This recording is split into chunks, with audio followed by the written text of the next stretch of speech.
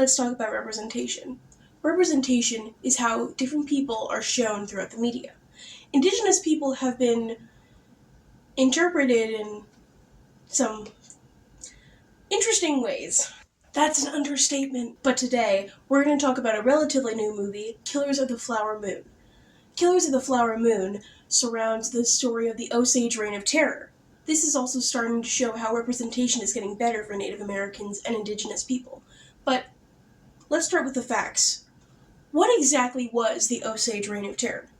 In 1871, after already being moved a couple of times and being split between a larger and smaller group, the larger group of Osage bought 1.5 million acres of land in northeastern Oklahoma. This gave them not just rights to their land, but mineral rights as well. Keep that in mind. That'll come back later. In 1881, the U.S. and Osage created a constitution that granted the Osage Nation sovereignty over their land. 13 years later, in 1894, oil was discovered on Osage land, and that constitution has since been abolished. Because the Osage bought their land, they had full control and full mineral rights to that land, which was pretty valuable because oil was very expensive and a very important resource even in today's world. This made the Osage the richest people per capita on the entire planet back then. Sounds great, right? Well, not exactly. You see, a couple years later, the U.S. created the 1906 Osage Allotment Act. This act meant that oil royalties, head rights, however you want to name it, could be passed on to non-natives. That is a huge deal. This was how white people started to gain head rights and oil royalties, and this is when the Reign of Terror actually started to happen. White men would marry Osage women, and then those Osage women either started to slowly disappear or die of mysterious circumstances. Between the years 1920 and 1925, there were at least 60 recorded unsolved or mysterious deaths, all having to do with Osage head right holders. Now that we know our background facts, let's take a look at Killers of the Flower Moon. Action.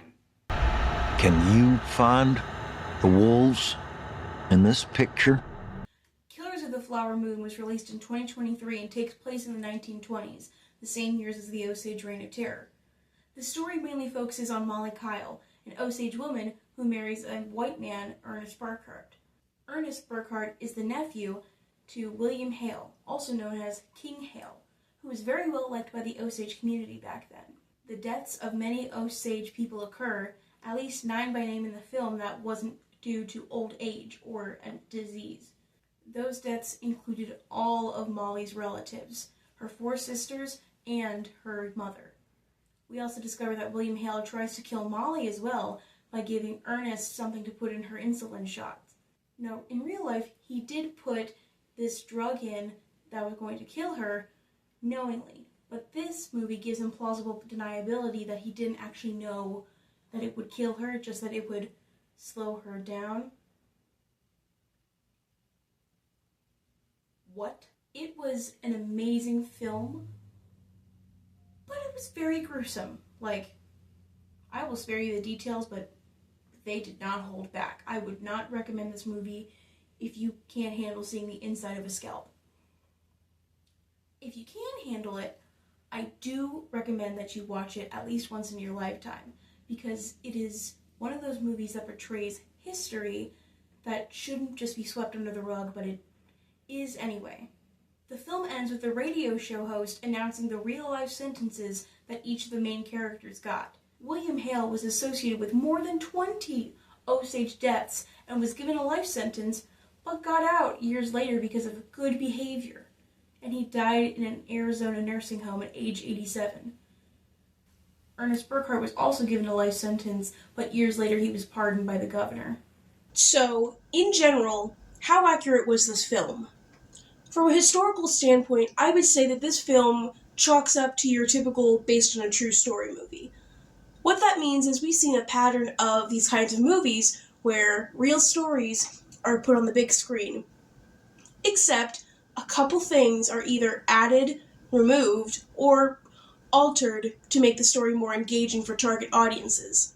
But the fact that this story has been represented so accurately within the movie is a major breakthrough with representation of Indigenous people in the media. But why does it matter? Why am I sitting here surrounded by toys that my Mima found at the thrift store talking to you about this topic? I'm talking about representation, specifically good representation and its importance. Native Americans have had a lot of representation throughout the years, but not everything has been great. A huge chunk of that representation has either been misleading, stereotyping, or just plain inaccurate. Fun fact, this stereotypical drumbeat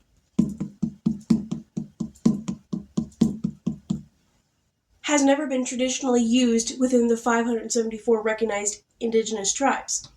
Media in the past has done a lot regarding how people view Indigenous folks. Just take a look at any John Wayne cowboy movie. Media and representation can create harmful stereotypes that not only discriminate against Native Americans, but it actively dehumanizes them. That was the case of most media in the past. But today, media has evolved to portraying facts rather than fiction. This movie was a crucial step in that process. Thank you for watching.